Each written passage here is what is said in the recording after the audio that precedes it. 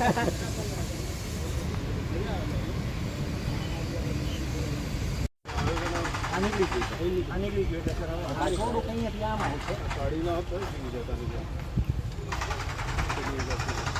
मार्गों पर निरीक्षण કર્યું, ખાસ કરીને લાખોટા તળાવમાં નિરીક્ષણ કર્યું, કઈ પ્રકારની કામગીરી ને હાલ રસ્તાનું કામ કેટલું પહોંચ્યું છે અને કઈ રીતે?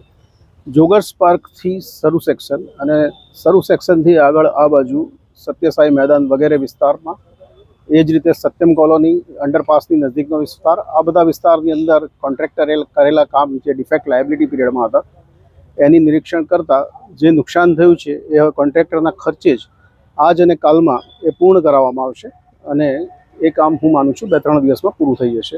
એ ઉપરાંત રણમલ લેક ફેઝ 2 જે ડેવલપમેન્ટ ચાલે છે એમાં 2 નવા રોડ બની રહ્યા છે.